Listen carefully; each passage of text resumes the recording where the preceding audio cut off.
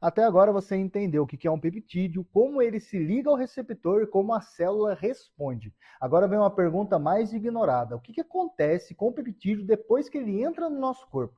Porque não basta saber o que ele faz, você precisa entender como ele entra, quanto tempo ele dura, como ele circula e como ele é eliminado. Isso se chama farmacocinética. Hoje você vai entender isso de forma simples.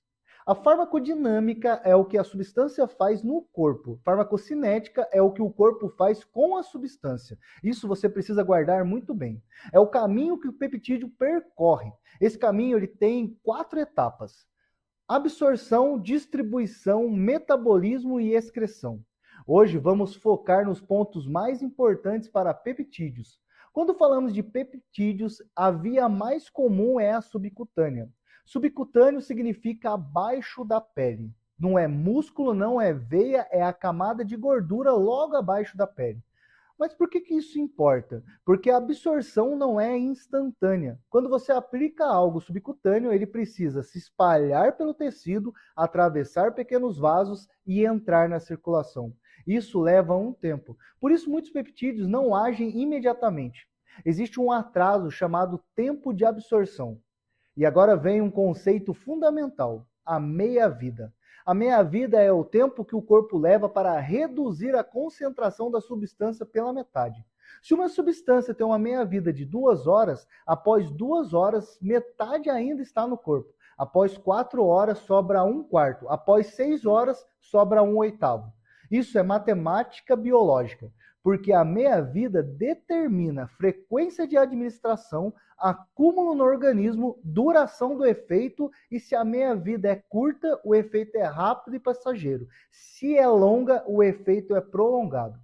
Agora vamos para algo que quase ninguém explica: albumina. A albumina é uma proteína presente no sangue.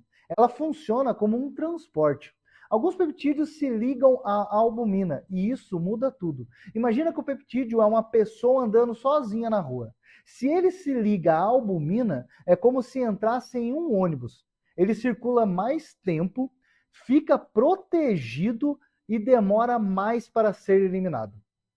Quanto maior a ligação à albumina, maior a meia-vida, menor o pico imediato, o efeito fica mais estável. Por isso, alguns análogos modernos são modificados para aumentar essa ligação. E agora vamos para a parte final dessa aula. Clearance significa limpeza. Clearance renal é quando os rins filtram e eliminam a substância. Peptídeos pequenos geralmente são degradados por enzimas ou filtrados pelos rins. Se são eliminados rápido, a meia-vida é curta. Se são protegidos estruturalmente, duram mais. O tamanho molecular, estrutura química, modificações sintéticas, ligação à proteína, função renal do indivíduo, o corpo sempre tenta manter o equilíbrio. Nada fica para sempre circulando.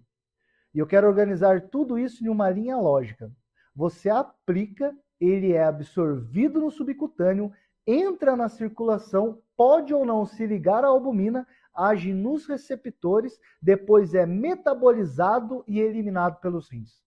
Esse é o ciclo do peptídeo no seu corpo. O erro é pensar apenas em dose, sem entender a velocidade de absorção, o pico plasmático, a meia-vida, o acúmulo e a eliminação. Sem farmacocinética não existe raciocínio.